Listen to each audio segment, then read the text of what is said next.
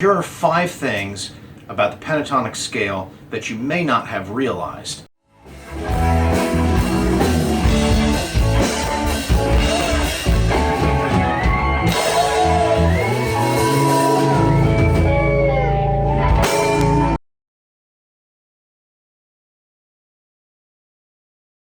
If we're playing 2 notes per string, there are actually 5 different pentatonic patterns. Here is the first pattern. This is the C major pentatonic scale, played in open position, meaning using open strings. Let's hear what it sounds like.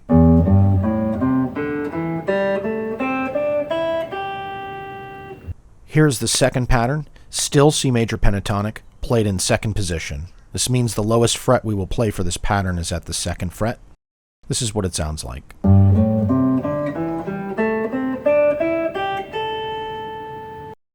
Here's pattern 3. This is the C major pentatonic played in the 5th position. And it sounds like this.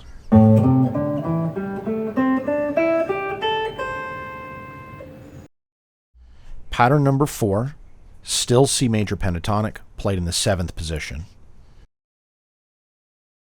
And here's what it sounds like.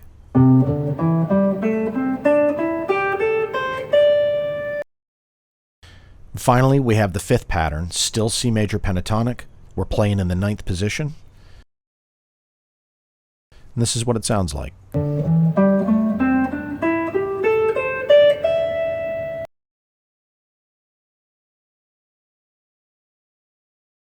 cool thing about the pentatonic scale is if you know a major pentatonic, then you already know its relative minor. So let's say, for example, we take this pattern.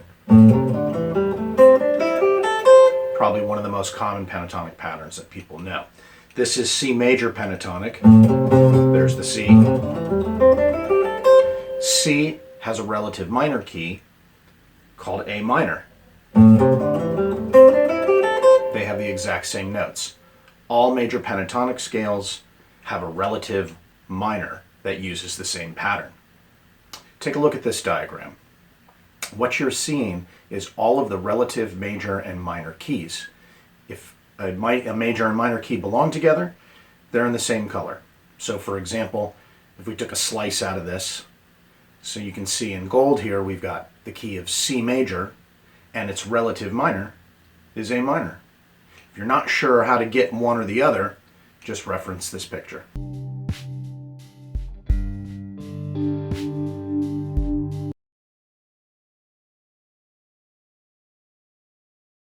Typically, we play the pentatonic scales 2 notes per string. That gives us 5 patterns across the neck. The cool thing is, each pattern has a chord shape in it, and it's an easy way to remember the patterns as well. At least remember what notes you want to focus on whenever you're improvising with that scale. The first pattern is called C because it has a C chord in it.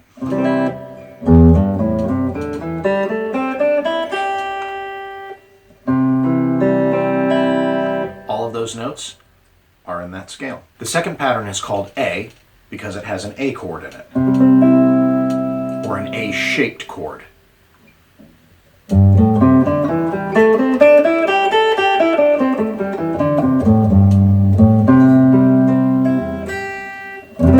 The third pattern is called G because it has a G-shaped chord in it.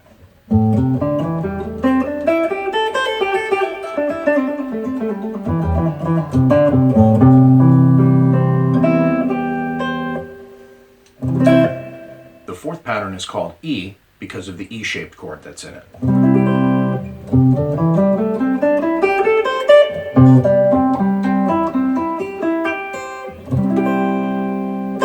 The last pattern is called D because it has a D chord shape in it.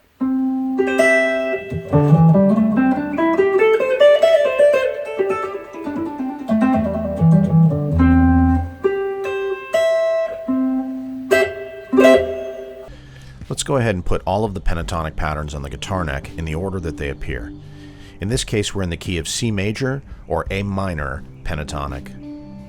You probably figured out that if you learn the letter names of the patterns, they spell the word caged. You should also notice that the bottom notes of one pattern become the top notes of the next pattern.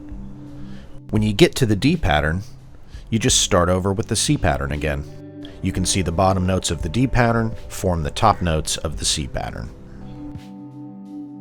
Here are all of the patterns on the neck side by side. Remember, this example is in the key of C major or A minor pentatonic.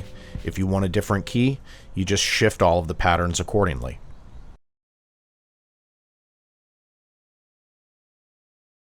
The first pentatonic scale that a lot of guitar players tend to learn is this pattern, which immediately sets up the box.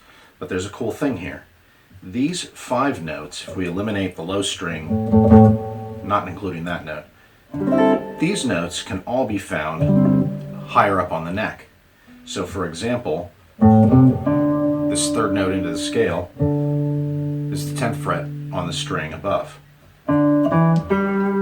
Same is true for this note.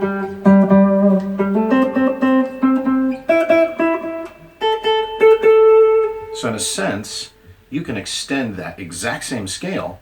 Just take these 5 notes and play them up higher up on the neck.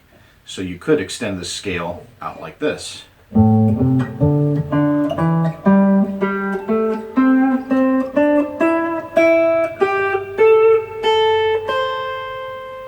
And now you have notes that you could slide into.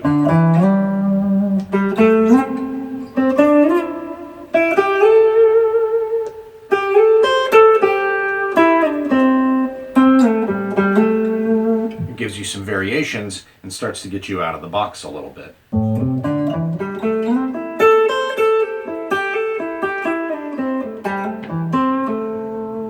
You can take this concept a step further.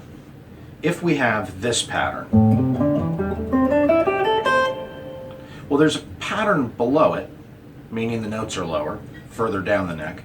There's a pattern above it, and they all connect. They all share notes. In other words, this pattern shares these top notes with the pattern below it, and its high notes with the pattern above it.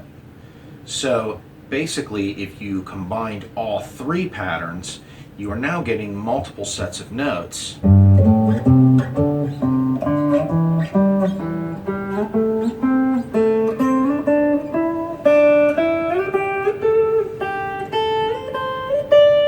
Now we have notes we can slide down to.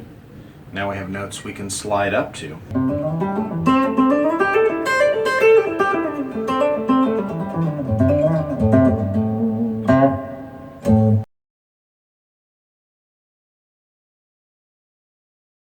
Because of the way the pentatonic scale lays on the guitar neck, it tends to create boxes. You tend to feel trapped because you're not sure where you can go outside of that box. There's kind of a cool thing if you took all of the pentatonic patterns and stuck them all on the neck and then analyzed it. There's actually a 5-note repeating pattern that you can pull out of it that is a lot easier to remember. It's just one thing that you can do with it, but it's kind of a cool way to get out of the box and still be able to play some pentatonic. So the pattern is this. That is a pentatonic scale, just the 5 notes. Now, they're not necessarily in the order you're typically used to, but the cool thing with the guitar, the way the strings lay out and the fretting and tuning and such, this pattern repeats across the strings. So your first pattern just repeats itself 2 frets higher on the next 2 strings. 3 frets higher on the next 2 strings. So in other words, you could turn the pentatonic scale into this.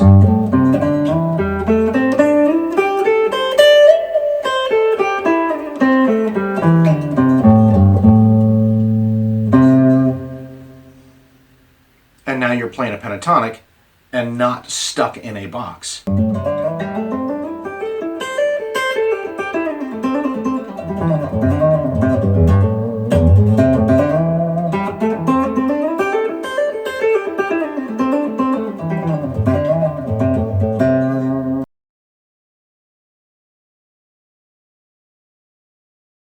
So here's a cool sort of bonus thing you can do with the pentatonic. If you've got a song that has chords all from the same key, you can use the respective pentatonic scale over each of those chords. So let's say we had a song that has C, F, and G. That means when the C is going in the background, we would play C major pentatonic, which could be played here.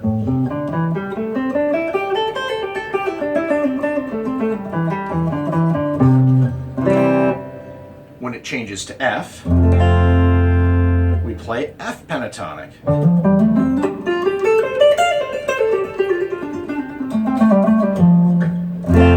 And G, we play G major pentatonic, which is at the 12th fret.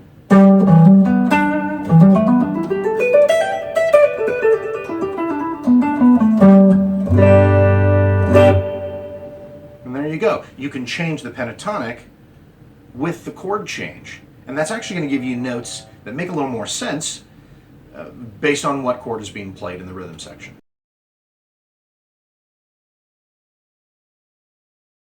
And as a final bonus item, here's another cool thing. We just talked about playing pentatonic over its respective chord. So we had C, and we played C major pentatonic. We had F, played F major pentatonic. We had G. And if you took C major pentatonic, the notes that are in it, F major pentatonic, the notes that are in it, and G major pentatonic, the notes that are in it, and compared them to the C major scale, they make the entire scale.